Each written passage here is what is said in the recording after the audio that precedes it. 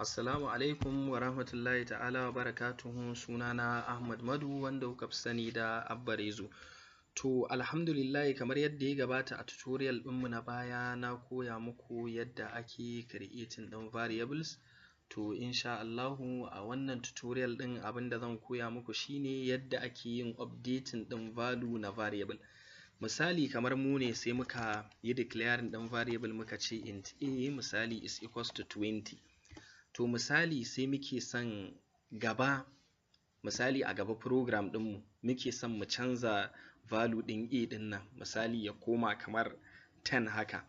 To abinda za mu yi ba wai zuwa za mu yi mu ƙara rubuta int a is equals to 10 ba. Idan muka yi haka mun yi kuskure, zai ba mu error program ɗin. Me yasa? Saboda mun riga mun yi declaring ɗin wani variable mai suna a, mun yi initializing ɗinsa da value 20, sannan kuma mun bi process inda ake ƙirƙirar wani, mun kuma ce za mu yi assigning ɗin 10. Kaga kenan mun yi declaring variable guda biyu amma masu suna ɗaya. To ya za a yi updating ɗin variable? Yadda za a yi updating ɗin variable shine kawai abinda za mu yi sai mu zo mu ce a is equals to sabon value ɗin da muke son mu canza. Misali, to shi program ta sama yake tahowa, misali ya taho ta sama haka yake tahowa. To idan misali daga daidai nan da muka yi creating ɗin variable ɗin har zuwa wannan line, variable ɗin yana nan a 20. To amma da zarar ya zo wannan line to ya yi updating ɗin variable ɗin ya mai da shi 10.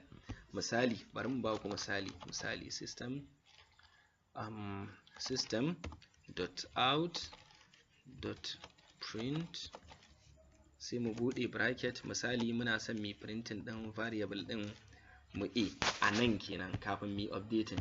To yanzu idan muka runa wannan program ɗin za mu ga ya ce mana 20. Saboda me? Saboda output ɗin namu da muka bayar a nan muka ba da shi, kuma bai ƙaraso inda muka yi updating ɗin variable ɗin ba.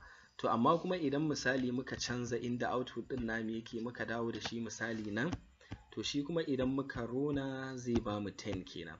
Saboda a daidai lokacin da kamar yadda kuke gani gashi 10, kamar daidai lokacin da muka zo nan line ai already mun yi updating ɗin variable ɗin a nan. To wannan haka ake yi updating ɗin variable. Sannan misali ba wai iya integer ba, har da string. Misali kamar string, misali muka ce string suna misali is equals to Ahmad misali Madu. To sai misali sai muka zo nan sai muka ce system.out.print misali suna. To idan muka yi running ɗin wannan program ɗin za mu ga zai ce mana Ahmad Madu. To haka misali yanzu idan muka ce muna so misali mai updating ɗin shi wannan variable ɗin za mu iya sai mu ce kawai suna is equals to sai mu rubuta kawai sabon value, misali in ce Bakura misali Madu for example. Kun ga na yi updating ɗin wannan variable ɗin kenan. To idan nan na zo na ce system.out.print misali na zo na yi system.out.print misali na yi printing ɗin variable ɗin namu suna, bari mu mai da nan print line domin ya sauka ƙasa. Na zo na yi printing ɗin suna, na saman zai ce Ahmad Madu saboda a lokacin ban yi updating ba, kamar yadda kuke gani Ahmad Madu, saboda lokacin ban yi updating ba na yi printing. Sannan na ƙasan kuma zai ce Bakura Madu, na nan kenan gashi nan Bakura Madu. Saboda me? Saboda na yi updating ɗin variable ɗin a nan wajen.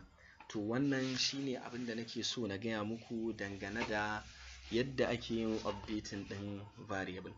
Da fatan dai kun gane. Idan ba ku gane ba za ku iya turo min ta comment ko kuma ku tambaye ni ta email ɗina ko kuma ku kira ni ta lambar wayata. Na gode, kar ku manta ku yi liking sannan ku yi subscribing ɗin wannan, ku yi subscribing ɗin channel ɗina. Na gode, sai mun haɗa tutorial na gaba.